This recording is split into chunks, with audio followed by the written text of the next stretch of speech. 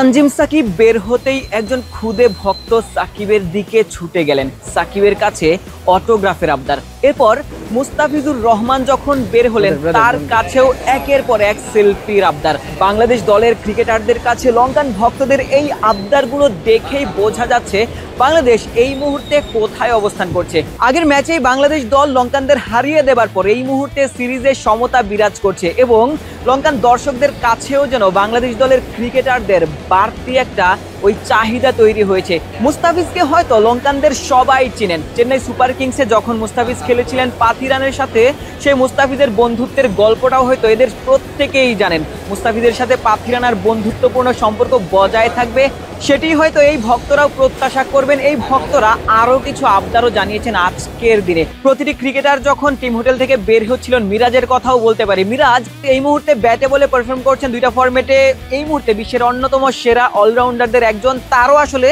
ভক্ত সমর্থকের অভাব নেই এই লঙ্কার মাটিতে। টিম হোটেলে তেমনটাই দেখা গেল। বাংলাদেশ দল ফুরফুরে মেজাজেই মাঠের পথে অগ্রসর হয়েছে।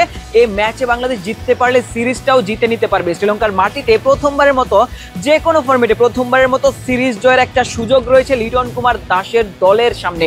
এই সুযোগটা লিটনরা হয়তো বা লুফে নিতে চাইবেন। ওই তিন ব্যাটার যখন একই সাথে টিম হোটেল থেকে বের হচ্ছিলেন, বাংলাদেশ দলের ওই ওপরের তিন ব্যাটার হয়তোবা নামের প্রতি সুবিচারটা করতে চাইবেন। বাংলাদেশ দল যখন শ্রীলঙ্কার বিপক্ষে মাঠে নামবে তখন হয়তোবা এই ব্যাটারদের দিকে টিম ম্যানেজমেন্ট কিংবা এই দেশের মাটিতে যারা রয়েছেন ভক্ত সমর্থক, তারাও হয়তোবা এই দলের কাছে রান প্রত্যাশা করবে। তবে আজকের দিনে কলম্বোতে বৃষ্টি হওয়ার সম্ভাবনা রয়েছে। মাঠেও কিন্তু ম্যাচের মধ্যেও বৃষ্টির হানা থাকতে পারে। তবে সেক্ষেত্রে ম্যাচ যদি ভেস্তে যায় সিরিজটা সমতায় থাকবে। এর আগে ওয়ানডেতে বাংলাদেশ দল সিরিজে সমতায় রেখে আসলে দেশের মাটিতে যেতে পেরেছিল। দুবার আসলে বাংলাদেশ দল ওয়ানডে সিরিজ ড্র করতে সক্ষম হয়েছিল। টি-20তেও আজকের দিনে ড্র হতে পারে যদি বৃষ্টি আসলে খেলায় বাগড়া দেয়। তবে দর্শকরা হয়তো প্রত্যাশা করবেন দারুণ একটা নীল ব্যাটিং ফিনিশের, দারুণ দুই ক্রিকেটীয় দ্বৈরথ যাদের মধ্যে রয়েছে। দুই দল মাঠে ভালো ক্রিকেট খেলবে, সেটি হয়তোবা দর্শকরা প্রত্যাশা করবেন।